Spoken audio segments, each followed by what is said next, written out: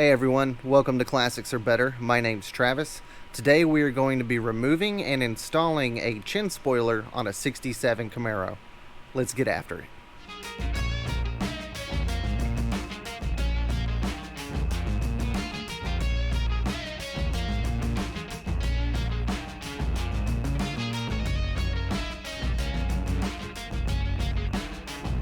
Okay, so what we're doing today is we are replacing this chin spoiler or front spoiler, whatever you want to call it, on my 67 Camaro.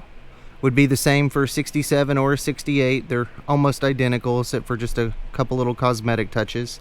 If you can see it on the camera, mine's broken really bad right here all the way up, and then I'll see if I can capture it on here.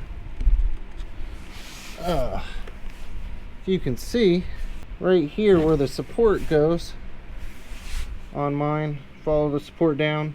These guys booger welded it on, whoever had the car before me. So all three supports are welded on, which caused them to crack the actual spoiler over time. So none of the supports are actually attached at the bottom. It's all just screwed in here at the top. But we'll go ahead and get that grinded off, or grind down those welds. I will take the screws out of the top part of this that's actually holding it onto the car right now, replace those. Alright y'all, so here is my replacement parts. Just got it off Classic Parts of America, I believe. So just cheap replacement chin spoiler. Over here on my awesome new Classics Are Better flag, you know, peep the website. Have the support brackets, came with screws, hardware. Not totally sure what these are yet, but I'll get that figured out. Sitting on the new Impala, or old Impala, whatever you want to call it. But anyway, let's get after this chin spoiler.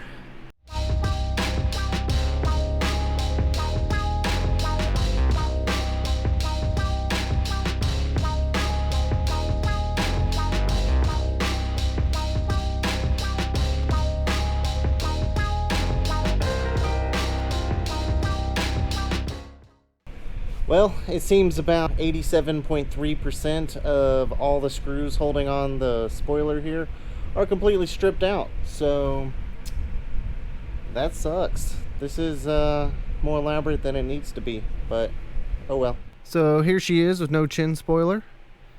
Some people like this look. I personally like having the spoiler on there. Okay, so just a quick lowdown on putting this new one back on. You'll see it has a couple pre-drilled holes already. This big one with the loop right here goes right here in the center hole.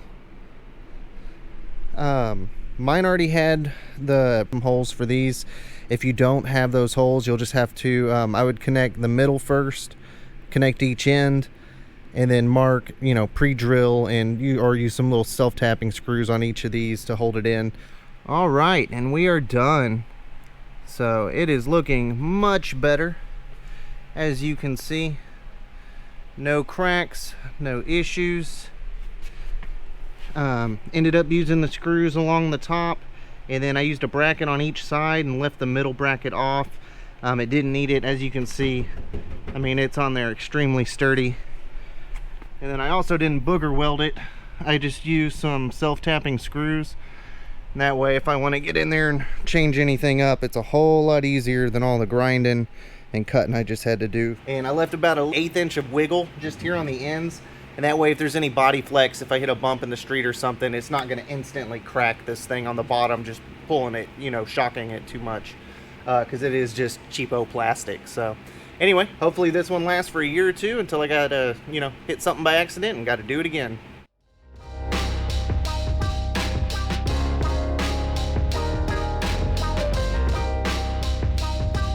That does it for this episode of Classics Are Better. Thank you guys for watching. Hopefully it inspires somebody out there to get in your garage and do some wrenching. That's what this is all about, just to show you that everyday guy with everyday skills can get out there and make something cool happen on your ride.